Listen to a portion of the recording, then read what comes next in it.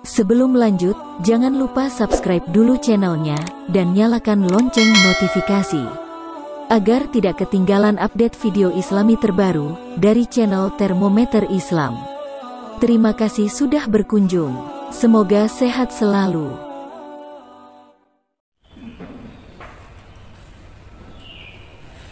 Alhamdulillahillazi arsalahu kula illa tauhid wa hadaha wa awduha adilata wahdaniyati wa jallaha wa abtala bibarohinil haq subahal batil. Ashhadu an la ilaha illallahul malikul haqqul mubin wa ashhadu anna sayyidana Muhammadan abduhu wa rasuluhu shadiqul wadil amin. Allahumma fasalli wa sallim ala imamil abrar wal muqarribin sayyidina wa maulana Muhammadin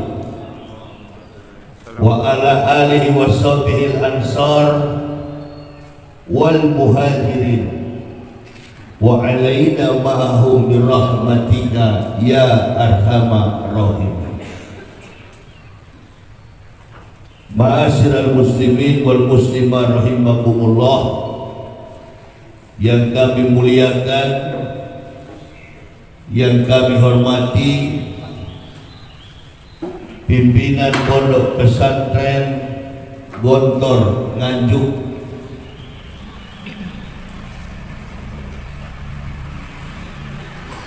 para santri-santriwati,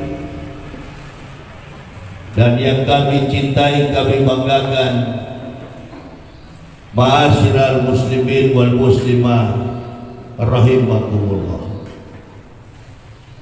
Kita bersyukur kehadiran Allah Subhanahu wa Ta'ala.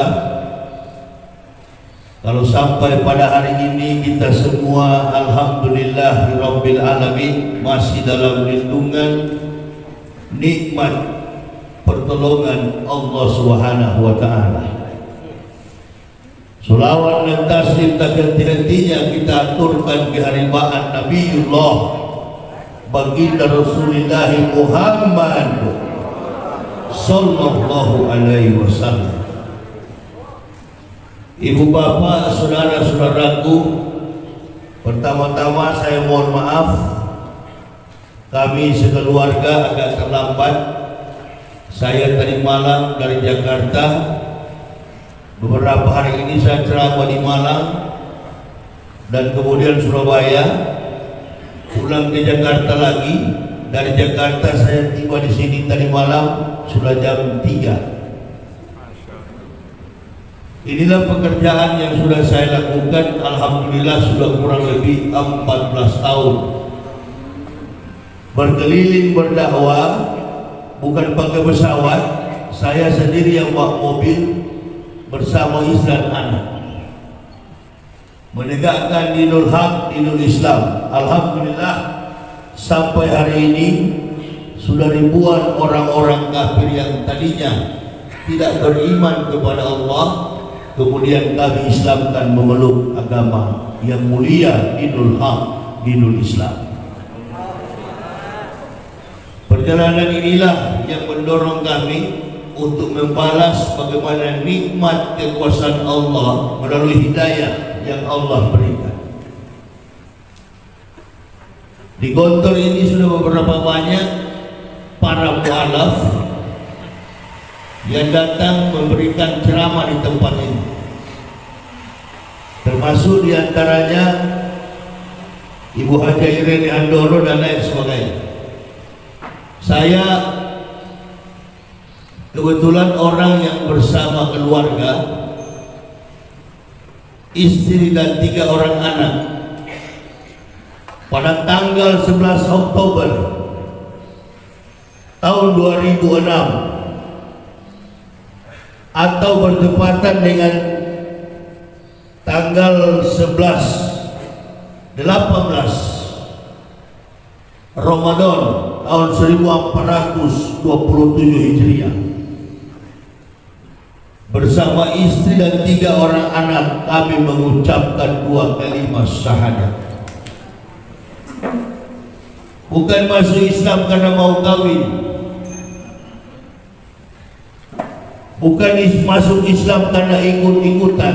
Alhamdulillahirabbil alamin, kami sekeluarga, saya, istri dan 3 orang anak mengucapkan 2 kalimat syahadat. Amantu billahi wa bima qala Allah Ta'ala, amantu birrasuli wa bima qala Rasulillah Muhammad sallallahu alaihi wasallam. Beriman kepada Allah dan melakukan segenap perintah Allah. Beriman kepada Rasulullah sallallahu alaihi wasallam berarti sudah beriman kepada semua nabi yang diutus oleh Allah Subhanahu wa ta'ala. Atas dasar penelitian ilmiah dengan tingkat kecerdasan dan kemampuan untuk memahami 2 kitab, Holy Quran and Holy Bible, 2 kitab yang kami pelajari. Kebetulan saya di agama Kristen dulu adalah sosok yang mempendetakan para pendeta. Kalau saya berbicara tentang rektor, saya adalah seorang rektor, saya punya bukti betapa hebat fitnah orang kafir, maka kita harus melampirkan bukti supaya lawan-lawan kita tidak berkutik untuk menyerang kita. Kalau ini adalah pondok pesantren Gontor, berarti dia mengwisudahkan, dia melantik anak-anak santri santriawati.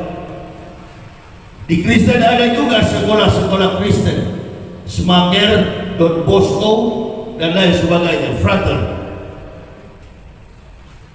atau apa yang disebut dengan istilah Kristen dalam konteks Protestantisme. Ada sekolah yang namanya penabur.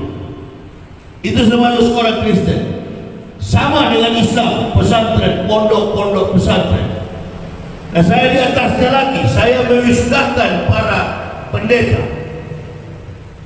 Apa yang melatar belakangi kami sekeluarga, inilah dokumen saya, mewisudahkan para pendeta, lengkap dokumennya. Ini yang saya bawa, karena saya sudah tahu di kemudian hari pasti orang-orang kafir akan menghina, akan memfitnah. Mereka akan membuat cerita seolah-olah kami tidak mengalami hal itu. Apa dasarnya? Apa tendensinya? Interest kami untuk mengucapkan kalimat syahadat.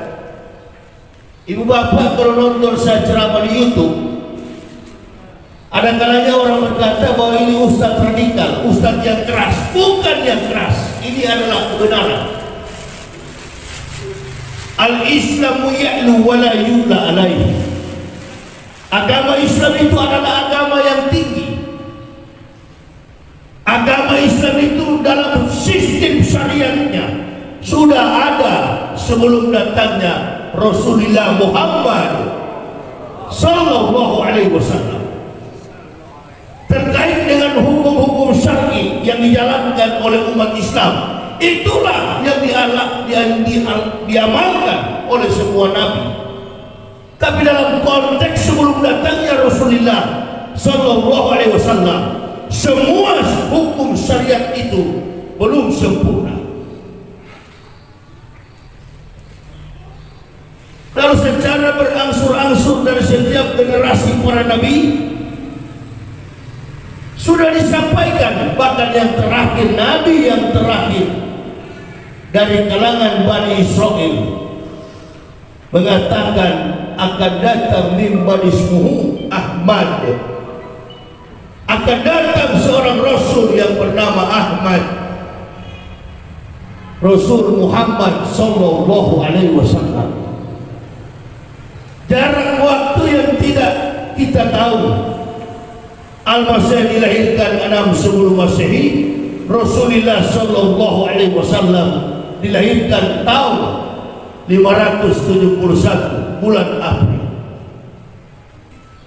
Rentang waktu yang begitu jauh, di luar dari jangkauan logika. Dari mana Muhammad tahu kisah tentang Al-Masih? Karena mereka adalah sama-sama Nabi. Di sini menunjukkan bahwa 3.500 tahun setelah Musa pergi, Musa diwafatkan oleh Allah, Bani Israel tidak punya Nabi. Lalu datanglah seorang Nabi dengan sosok kekuasaan yang membawa mujizat dari Allah, namanya Isa Al-Masih, atau dalam bahasa di kampungnya Yeshua Hamasya, dalam bahasa Hebrew Ibrani. Datang sosok laki-laki dengan kekuatan Allah, mujizat, sehingga Nabi Isa dalam sejarah dia memimpin masyarakat yang hidupnya penuh dengan ketimpangan sosial, hidupnya penuh dengan sakit penyakit. Murid Nabi Isa tidak bertahan, semuanya dibantai. Terakhir pengikut Nabi Isa tinggal 12, atau dalam studi Islam disebut dengan Al-Hawariyun. 12 murid Nabi Isa inilah 8 orang dieksekusi mati, disalib, kepala di bawah, kaki di atas, di Yerusalem. Dan yang tertinggal 4 pemuda yang lari ke dalam gua. Terbitlah kitab Ashabul Kahfi. Dan rentetan sejarah historik inilah kemudian kami mempelajari apakah Muhammad dan Isa mempunyai relevansi, mempunyai hubungan yang kuat. Ternyata Nabi satu-satunya yang mengatakan akan datang Rasulullah Muhammad sallallahu alaihi wasallam adalah Nabi Isa alaihissalam. Wa idzqala Isa bin Maryam ya bani Israil ini Rasulullah ilaikum musyriqalimah baina yadaya minat Taurat wa muwassisra bi Rasulillah min barismuhu Ahmad. Dan ingatlah wa idzqala Isa bin Maryam, ketika Isa dan Maryam berkata, wahai bani Israel, aku adalah Rasulullah, Rasul Allah yang diutus di tengah-tengah kamu untuk menggenapkan kitab sebelum aku. Yang tadi saya katakan, Taurat Musa yang diberikan di Bukit Tursina. Tetapi akan datang seorang Rasul yang bernama Ahmad, Nabi kita Muhammad sallallahu alaihi wasallam. Sudah disabdakan 3.500 tahun. Ibu bapak bayangkan, dari satu generasi Nabi ke generasi Nabi lainnya jaraknya sampai ratusan ribu tahun. Apa yang diucapkan oleh Nabi A kepada Nabi B pasti terjadi. Tentu beda dengan kita, apalagi pejabat-pejabat kita saat ini. Sebut A, besok berubah B, lusa lagi berubah C. Nah, inilah yang menyebabkan dunia ini tidak pernah aman. Sampai hari ini pun kekacauan masih terjadi. Insya Allah puncaknya nanti pada tanggal 13 Oktober. Kita doakan supaya kita ada pemimpin baru, kita ada presiden baru. Pak Jokowi ini tidak punya kompetensi sebagai seorang leader, tidak punya kompetensi. Saya ini mencetak pemimpin, para pemimpin cuma di jalan yang salah, di jalan neraka. Tapi saya punya mata untuk melihat, punya kemampuan akademik untuk melihat bahwa seorang sosok pemimpin itu adalah sosok yang memiliki kecerdasan intelektual di atas rata-rata. Beliau bukan seorang intelektual. Beliau hanya dimenangkan oleh beberapa segelintir orang untuk meraih simpati masyarakat. Kebetulan juga 60% masyarakat Indonesia kita ini hidup di bawah garis pendidikan rendah. Ini yang kata Nabi SAW, istatun yadkhuluna isitati. Ada 6 golongan yang masuk neraka karena 6 perkara. Yang pertama, al-umara'u bil ju'uri, penguasa pemerintah semena-mena. Yang kedua, wal arabu bitasubi, orang Badui yang fanatis suku, kesukuan. Yang ketiga ini, wa ahlul rustaqi bil jahli, orang kampung yang bodoh. Nah, di sinilah letak kemenangan Pak Joko Widodo. Dari sejarah 7 presiden belakangan ini, 8 presiden, karena ini sudah periode kedua. 7 presiden dari Soekarno, banyak rintangan, tantangan terkait isu komunis. Presiden Soeharto, masyarakat jelata, merdeka, akui itu, jangan tidak diakui.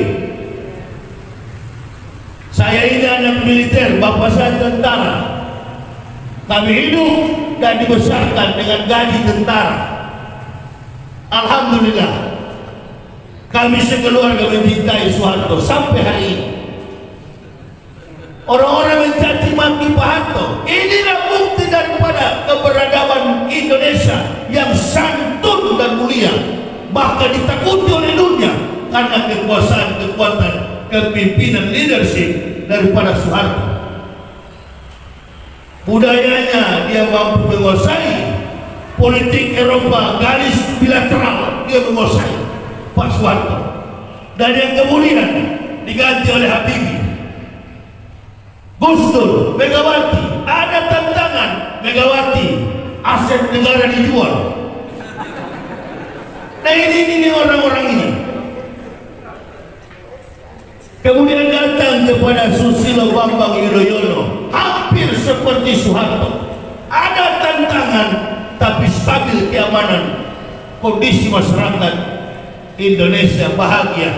Tidak pernah ada politik adu domba di era Susilo Bambang Yudhoyono. Pemimpin yang gagah, pemimpin yang orator, pemimpin yang cerdas, pemimpin yang piawai, pemimpin yang sabar, pemimpin yang memiliki kemampuan intelektualitas di atas rata-rata 11-12 dengan Anies Baswedan. Dialah Presiden Susilo Bambang Yudhoyono. Masalahnya ada di era SBY sedikit, hampir tidak ada masalah karena masyarakat perutnya terisi sejahtera. Datang pada Joko Widodo, hampir tiap